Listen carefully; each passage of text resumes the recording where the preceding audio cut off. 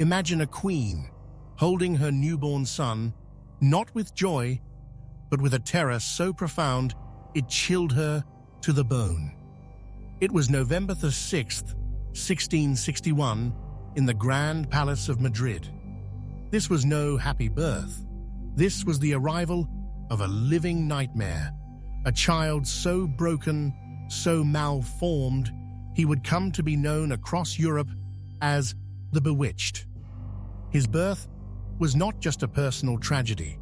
It was the final, devastating payment for generations of royal mistakes. It was the ultimate price of power, paid in flesh and blood. This is the horrifying story of Charles II, the very last king of the powerful Habsburg family in Spain. It is also the story of Queen Mariana, his mother, who bore him knowing deep down that she had just doomed an entire empire. What is the darkest secret a family can keep hidden for generations? Let me know your thoughts in the comments below.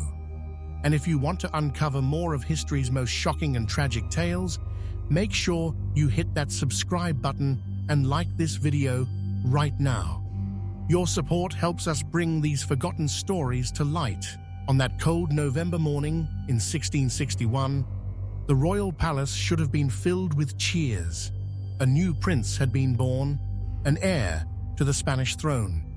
But silence, heavy and thick, hung in the air instead.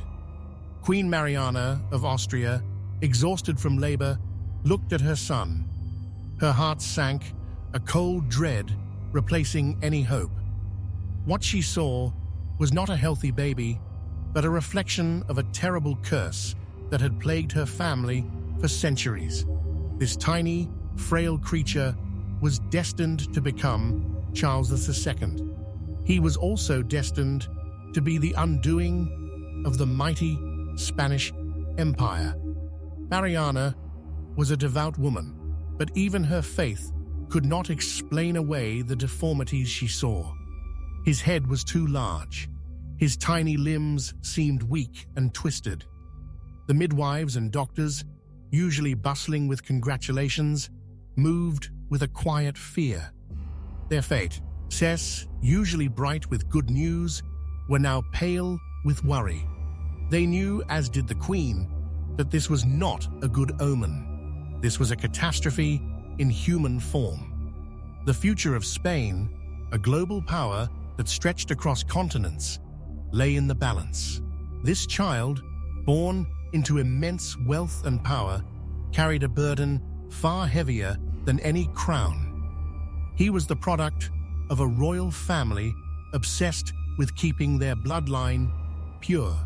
But this purity had come at an unspeakable cost, and Charles II was paying the highest price of all.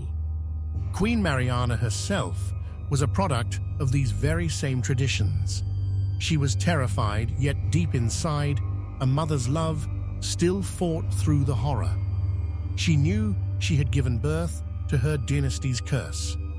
The Habsburg family, her family, had built the most powerful empire in Europe. They had done this through clever, strategic marriages. These marriages were not always about love. They were about power, land, and making sure the royal blood stayed within the family. But these family ties were too close, too often. Cousins married cousins. Uncles married nieces. This was meant to strengthen the family's hold on power, to keep their riches and titles from leaving their grasp. They believed that marrying within the family would preserve their special blood, making it stronger. They thought it would keep their power safe, but instead, it created a hidden danger, a ticking time bomb of bad genes that would explode in the most tragic way possible. For generations, the Habsburg family had continued this practice. Each marriage within the family brought them closer to a genetic cliff. They didn't understand the science of DNA, of course. They only saw their wealth and power grow. But with each generation, the unseen damage multiplied. small problems appeared more often in their children. Weaknesses, illnesses, strange looks. These were brushed aside as all troubles or bad luck. But the truth was far more terrifying. Charles V was the ultimate tragic result of this cruel experiment. He was a living monument to genetic disaster. Every single one of his physical problems could be traced back through his family tree. His very existence was a stark warning, a testament to what happens when nature is pushed too far. He carried the burden of centuries of bad choices in his fragile body. His head was too large for his body, making him look unbalanced. His limbs were weak, barely able to support him. He struggled with movement from a young age. But perhaps his most famous and most terrible feature was the extreme Habsburg jaw. This was a condition where his lower jaw stuck out so far that he couldn't close his mouth properly. His teeth didn't meet, making it impossible for him to chew food well. Because his mouth was always open, drool would often run down his chin. Speaking was incredibly difficult. His words were slurred and hard to understand, a garbled mess that often frustrated him and those around him. Imagine being a king, meant to give orders and lead, but unable to speak clearly. It was a terrible irony. Foreign courts, hearing tales of the new Spanish king, whispered in horror. Spain, once the invincible leader of Europe, now faced a future ruled by a king who could barely function. Ambassadors sent back secret reports describing his strange appearance and his slow mind. The once proud empire seemed to be crumbling from within, starting with its new, unfortunate ruler. The news spread like wildfire among the European royal families. Kings and queens who had once feared the mighty Spanish Habsburgs now pitied them, or worse, saw their weakness as an opportunity. The prestige of the Spanish crown began to fade, tarnished by the tragic reality of its infant heir. The whispers grew louder, traveling across borders and oceans. Even before his birth, Queen Mariana's pregnant. Ansi was full of bad signs. She felt a deep dread growing inside her. There were strange illnesses, unsettling dreams, and a general feeling of unease around the court. It was as if fate itself was trying to warn them of the coming disaster. Everyone felt the tension, the unspoken fear of what the future held. On that fateful day of birth, the air in the delivery room was thick with anticipation, but also with a growing sense of dread. The Queen labored for many hours. The midwives worked hard, their faces grim. When the deformed infant prince finally emerged, the usual cries of joy were replaced by a stunned, horrifying silence. No one spoke. Only the faint, weak cry of the newborn broke the quiet. Queen Mariana, already weak from childbirth, reportedly fainted at the sight of her son. The deformities were so obvious, so undeniable. They were not subtle. They were staring everyone in the face, screaming the truth that everyone had feared. This was not a healthy baby. This was something else entirely. The medical staff quickly recovered, but their faces remained pale. Orders were given in hushed tones. The secret of Charles's condition became the most closely guarded state secret in European history. They tried to hide the truth, to keep the full extent of his problems from the public and from other nations. But secrets, especially royal secrets, are hard to keep. They wrapped the baby tightly, trying to conceal his twisted limbs and large head. They spoke in hopeful tones, but their eyes told a different story. The royal doctors knew the truth, and they knew how dire it was. They were faced with an impossible task: to somehow make this fragile, broken child fit to rule an empire. Charles's early years were a constant medical crisis. He couldn't nurse properly because of his mouth. Wet nurses struggled to feed him. He suffered from many illnesses, fevers, and infections. His little body seemed to constantly fight for survival. Each day was a battle, a struggle against his own genetic makeup. He did not reach the usual baby milestones. He couldn't walk until he was 4 years old, and even then, he was unsteady, often falling. He struggled to speak clearly until he was much older. His words a muddle of sounds. His large, vacant eyes often stared without focus, giving him a faraway, sometimes confused look. His development was profoundly delayed in every way. The court worked tirelessly to create elaborate deceptions. They tried desperately to hide the king's terrifying truth from the world. When foreign visitors came, Charles was often kept out of sight. If he had to appear, he was carefully dressed and positioned to hide his deformities as much as possible. His attendants were always nearby, ready to assist him, to speak for him, or to quickly move him away. They invented stories about his health, saying he was simply delicate or shy. But the truth was harder to hide than they imagined. The rumors started to spread, despite their best efforts.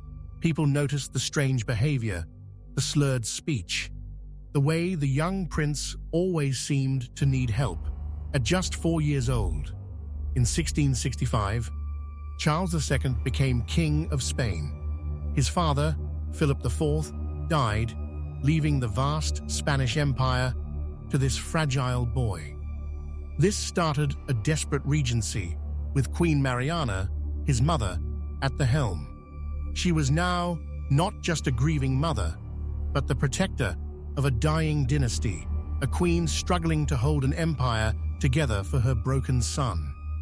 His coronation was a disturbing charade. It was not a grand, joyful event. It was a sad, awkward performance.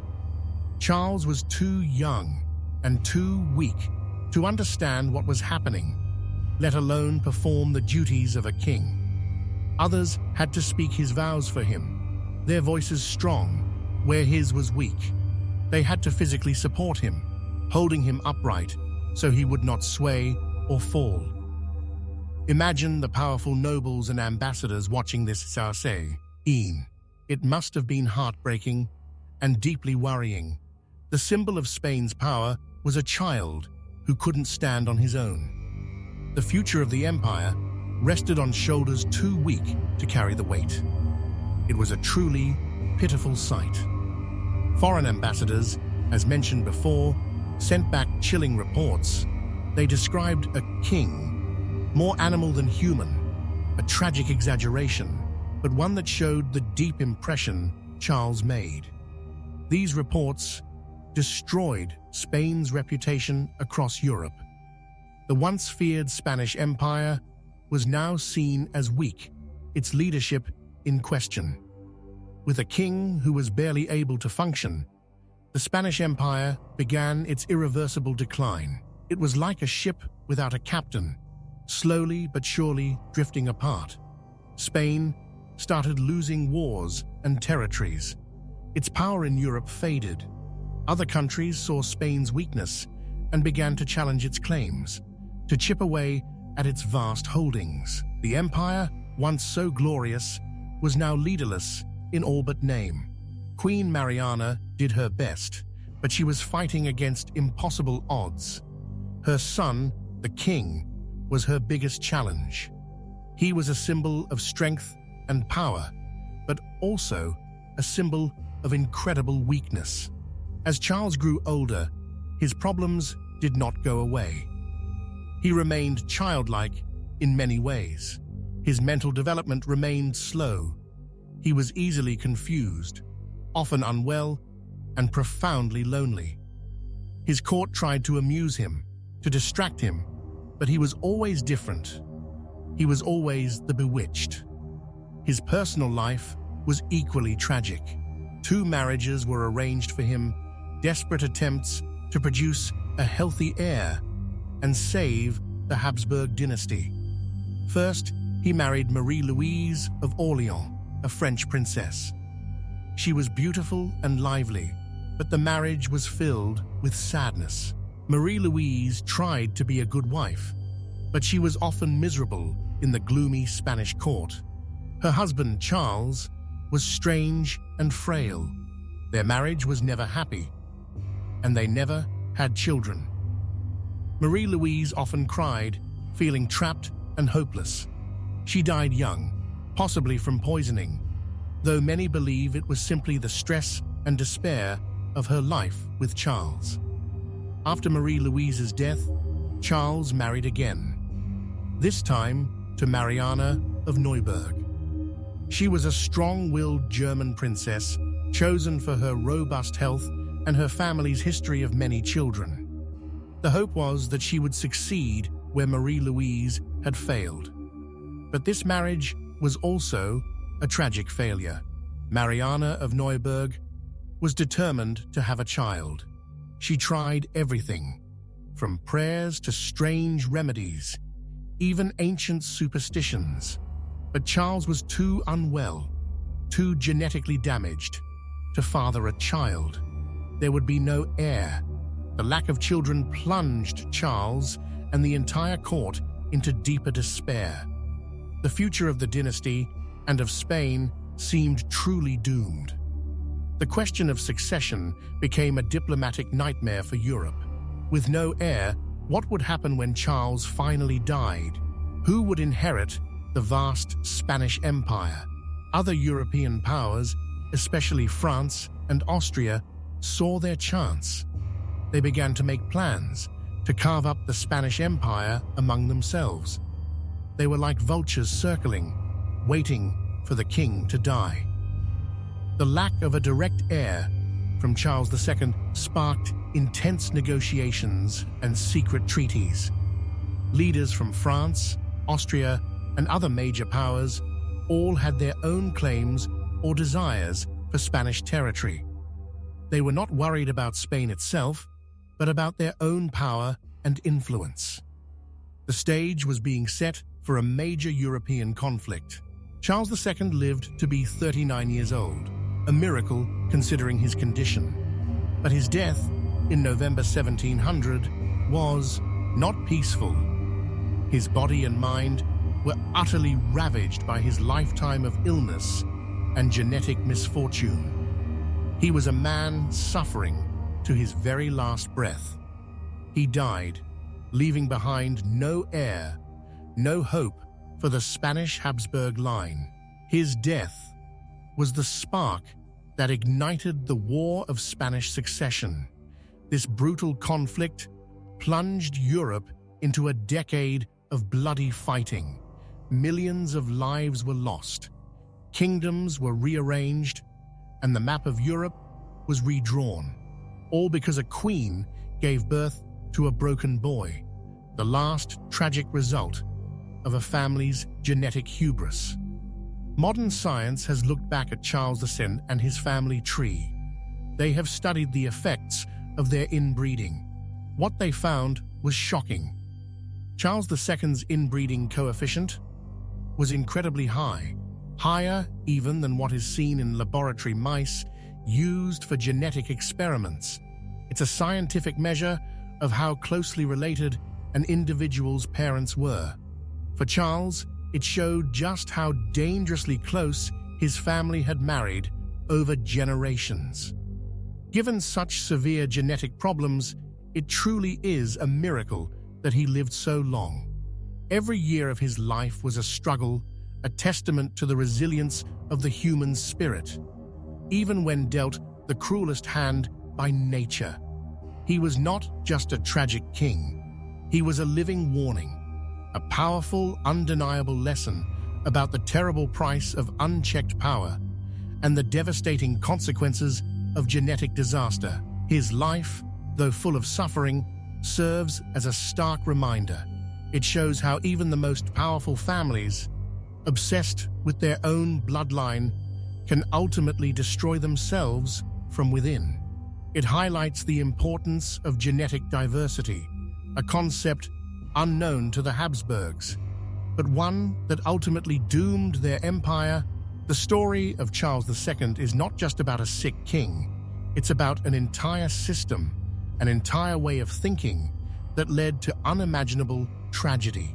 It's about the silent suffering of a boy born into a role he could never fulfill, and the fall of an empire that could not escape its own genetic fate. The legacy of the Bewitched King lives on as a cautionary tale, etched forever into the annals of history. Which queen or ruler's hidden story should we reveal next? Drop a name in the comments below. We love hearing your suggestions. This was not just a life, it was an empire's doom, a family's curse come true. If this story shocked you, if it opened your eyes to a darker side of history, then please help me reach 1,000 subscribers. Hit that subscribe button right now and tell me in the comments which royal scandal or historical mystery you want uncovered next. Join our journey into the past, where every secret is waiting to be revealed. The lack of a direct heir from Charles II sparked intense negotiations and secret treaties. Leaders from France, Austria, and other major powers all had their own claims or desires for Spanish territory. They were not worried about Spain itself, but about their own power and influence. The stage was being set for a major European conflict. This desperate hunt for an heir had actually begun much earlier. Even before Charles was born, the royal houses of Europe watched the Spanish Habsburgs with hungry eyes. They knew the family's unhealthy obsession with purity could not last. They smelled weakness, like sharks scenting blood in the water. When Charles II finally took the throne, the rumors of his poor health and weak mind grew louder. Soon, it wasn't just whispers anymore. Kings and queens openly discussed who should inherit Spain. They talked about it in grand palaces, in private letters, and in secret meetings. There were two main groups who thought they should get the Spanish throne. One was the powerful Bourbon family of France, led by King Louis XIV. He was Charles II's first cousin, and also his brother-in-law through marriage. Louis XIV argued that his grandson, Philip, Duke of Anjou, had the strongest claim. The other main contender was the Austrian Habsburg family. Emperor Leopold, the head of the Austrian branch, was also a first cousin of Charles II. He was also Charles's uncle through another marriage. He pushed for his own son, Archduke Charles, to inherit the throne. The Spanish Empire was enormous, stretching from Europe to the Americas and the Philippines. Whoever controlled Spain would become the most powerful ruler in the world. This was why the succession was such a huge deal. It was not just about a crown, it was about global power. As Charles II's health worsened, the pressure on him to choose an heir became unbearable. His mind, already clouded by illness, struggled with this immense decision. He was a king who could barely think, yet he had to make the most important choice of his life, a choice that would shape the future of an entire continent. His second wife, Mariana of Neuburg, was a key player in these final years. She was a strong woman, and she knew her husband was not capable of making such decisions alone. She tried to guide him, to push him towards choosing a candidate from her own Austrian family. She wanted to secure power for her she. But the French ambassador, the clever and persuasive Marquis of Harcourt, was also very active. He spent years charming the Spanish court. He tried to convince Charles and his advisors that a French heir would be best for Spain. He argued it would protect Spain from being broken apart by other European powers. The king's personal confessor, a man named Father Froilan Diaz, also played a big role. He was a trusted spiritual guide to Charles. Many believed he could sway the king's final decision. He listened to both sides, weighed the arguments, and prayed for guidance. Charles II, fragile and confused, spent countless hours praying and seeking advice. He truly believed he was possessed by demons, a common idea at the time. He thought his illnesses were a sign of evil forces acting upon him. This made his decision-making even harder. He even took part in an exorcism, hoping to be freed from these evil spirits. But nothing seemed to work. The bewitched king continued to suffer, his body failing, his mind struggling to grasp the weight of his royal duty. He was a king, trapped in a nightmare. In his final months, Charles II was terribly ill. He could barely move. His speech was almost completely gone, and he often suffered from terrible pain. His once magnificent palace felt like a prison. He was surrounded by doctors and priests, but no one could truly help him.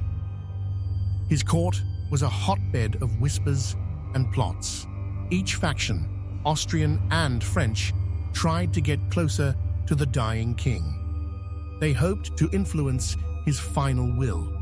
It was a cruel game of power, played out around a king too weak to even understand it. Finally, in a moment of clarity, or perhaps under immense pressure, Charles II made his decision. He signed a new will. To everyone's surprise, he named Philip, Duke of Anjou, the grandson of King Louis XIV of France, as his sole heir. This was a stunning choice. Why did Charles choose a French prince over his own Habsburg cousin? Many historians believe he was convinced that only a powerful French king could keep the Spanish Empire whole. He feared that if he chose the Austrian side, Spain would be divided up. He wanted to preserve his kingdom. With his will signed, Charles II began his last days. His body was wasted away, his face pale and sunken. He was often unconscious, drifting in and out of awareness. The sounds of the palace, the whispers of the court, faded into a distant hum. On November 1st, 1700, Charles II finally passed away. He was just 39 years old. His death was not a sudden event. It was a slow, painful end to a life marked by suffering. The last of the Spanish Habsburgs was gone. His passing brought a mixture of relief and immense fear across Europe. Relief that his personal suffering was over, but fear of the war that was surely coming. The stage for conflict had been set, and now the curtain was rising. When Louis XIV of France learned of Charles II's will, he faced a difficult choice. Accepting the Spanish throne for his grandson meant breaking a previous treaty he had made with other European powers. That treaty had planned to divide Spain peacefully, but Louis XIV saw an opportunity too great to pass up. He accepted the will, proclaiming his grandson Philip V, King of Spain. This decision sent shockwaves across Europe. It meant that France, already a dominant power, would now also control Spain and its vast empire. This upset the balance of power completely. Other European nations, especially England, the Dutch Republic, and Austria, saw this as a direct threat. They feared a combined French and Spanish superpower. They immediately refused to recognize Philip V as King of Spain. This triggered the War of the Spanish Succession. It was a massive, brutal conflict that lasted for over a decade, from 1701 to 1714. It was fought across many different fronts, in Spain, Italy, the Low Countries, Germany, and even at sea and in the Americas. Major powers like England, the Dutch Republic, and Austria formed an alliance against France and Spain. They fought countless battles, besieged cities, and spilled rivers of blood. Famous generals like John Churchill, Duke of Marlborough, and Prince Eugene of Savoy led their armies to victory and defeat. The war was incredibly costly, both in terms of human lives and money. Entire regions were devastated by the fighting.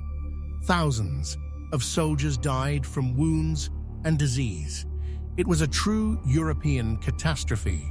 In the end, neither side achieved a complete victory.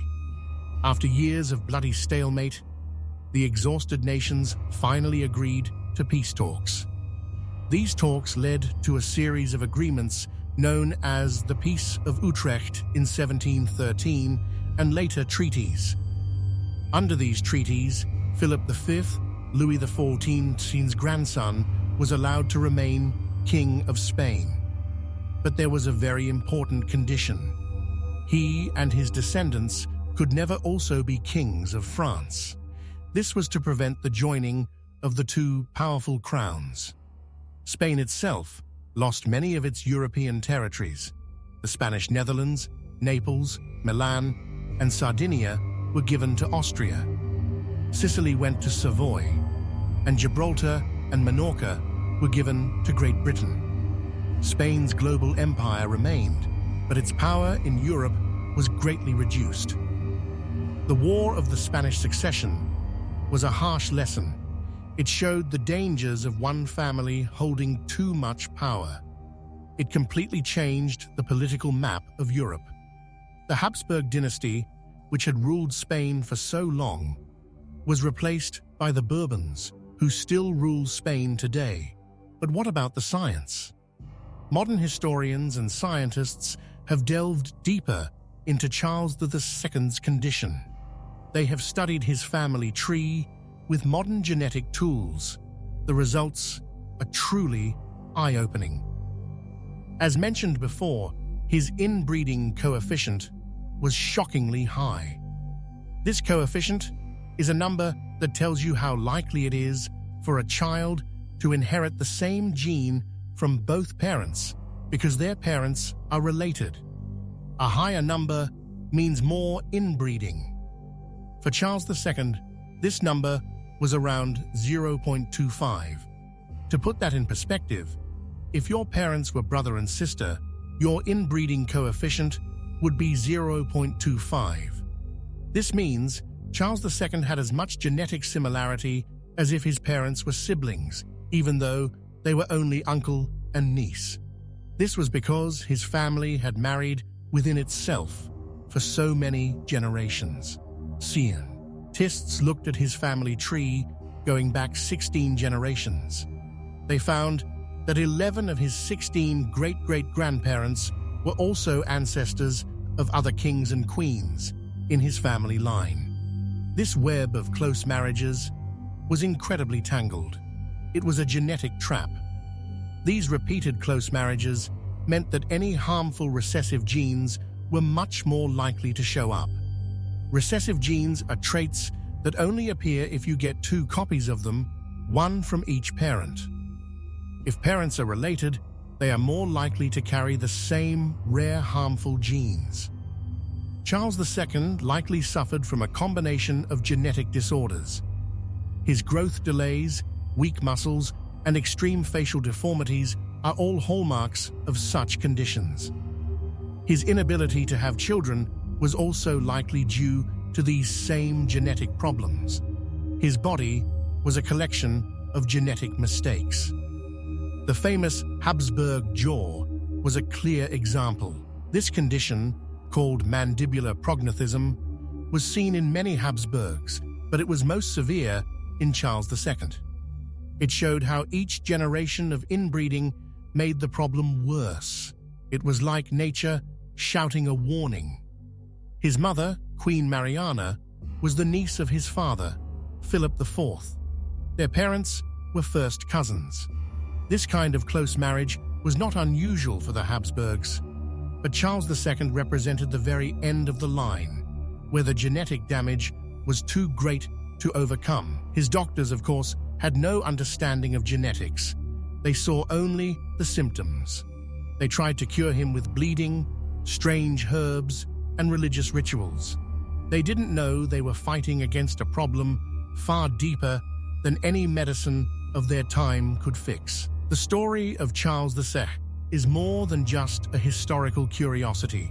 It's a chilling reminder of the unforeseen consequences of human choices. The Habsburgs, in their quest for power and purity, ended up destroying themselves. They paid an unimaginable price for their ambitions. Charles II, the Bewitched king, suffered his entire life. He was born into the greatest power, yet utterly powerless over his own body and mind. His short life brought an end to a mighty dynasty and plunged Europe into war. His legacy is a complex mix of tragedy, scientific insight, and a powerful cautionary tale. His life reminds us that true strength comes not from pure bloodlines, but from diversity. It shows how even the grandest empires can crumble from within, brought down by the very traditions meant to protect them. The final painful gasp of a broken king was also the death knell of an era. The tale of Charles II, the last Spanish Habsburg, echoes through history. It serves as a stark, unforgettable testament to the devastating power of genetic fate. It is a story of a queen's terror, a king's suffering, and an empire's tragic fall. And it all began with an obsession with blood. Which queen or ruler's hidden story should we reveal next? Drop a name in the comments below. We love hearing your suggestions. This was not just a life, it was an empire's doom, a family's curse come true. If this story shocked you, if it opened your eyes to a darker side of history, then please help me reach 1,000 subscribers. Hit that subscribe button right now and tell me in the comments which royal scandal or historical mystery you want uncovered next. Join our journey into the past, where every secret is waiting to be revealed.